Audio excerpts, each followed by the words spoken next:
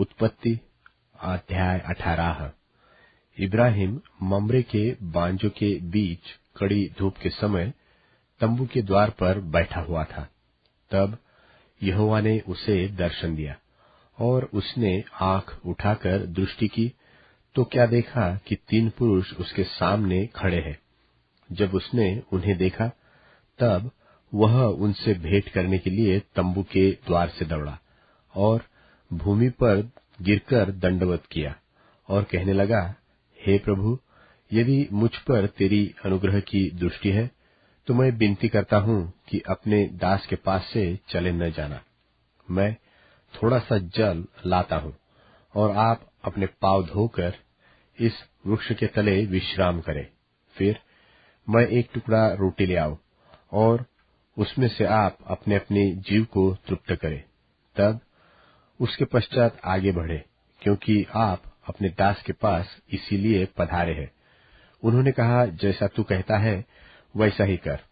सो इब्राहिम ने तंबू में सारा के पास फुर्ती से जाकर कहा, 3 सदा मैदा फुर्ती से गूंद और फुल के बना।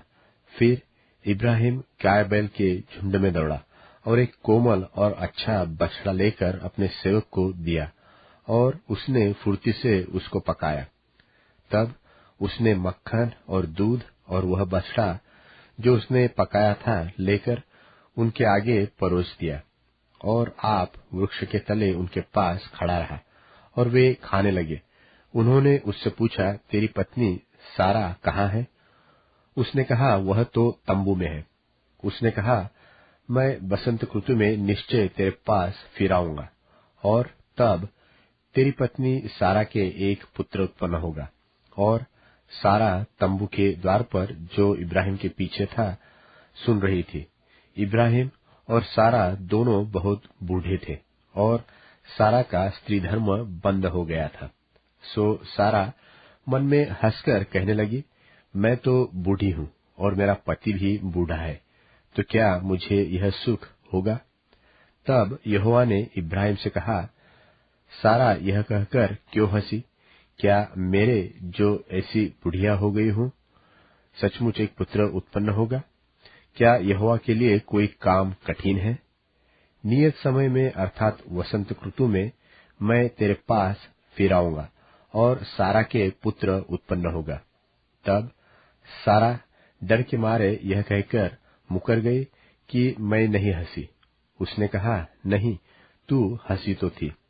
फिर वे पुरुष वहां से चलकर सदोम की ओर ताकने लगे और इब्राहिम उन्हें विदा करने के लिए उनके संग संग चला। तब यहोवा ने कहा, यह जो मैं करता हूँ वो क्या इब्राहिम से छिपा रखूं?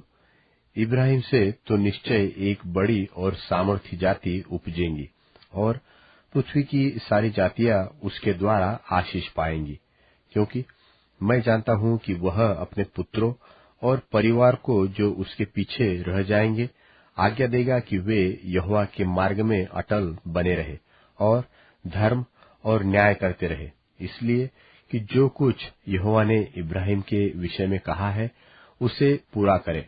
फिर यहोवा ने कहा, सदोम और अमोरा की चिल्लाहट बढ़ गई है और उनका पाप बहुत भारी हो गया है, इसलिए मैं उतरकर देखूंगा कि उसकी जैसी चिल्लाहट मेरे कान तक पहुंची है, उन्होंने ठीक वैसा ही काम किया है कि नहीं, और न किया हो तो मैं उसे जान लूंगा। सो वे पुरुष वहां से मुड़ के सदोम की ओर जाने लगे, पर इब्राहिम यहोवा के आगे खड़ा रह गया। तब इब्राहिम उसके समीप जाकर कहने लगा, क्या तू सचमुच दुष्ट के संग धर्मी को भी नाश करेगा? कदाचित उस नगर में 50 धर्मी हो, तो क्या तू सचमुच उस स्थान को नाश करेगा और उन 50 धर्मियों के कारण जो उसमें हो न छोड़ेगा? इस प्रकार का काम करना तुझसे दूर रहे कि तू दुष्ट के संग धर्मी को भी मार डाले और धर्मी और दुष्ट दोनों की एक ही दशा हो, यह तुझसे दूर रहे। क्या सारी पृथ्वी का न्याय न करे?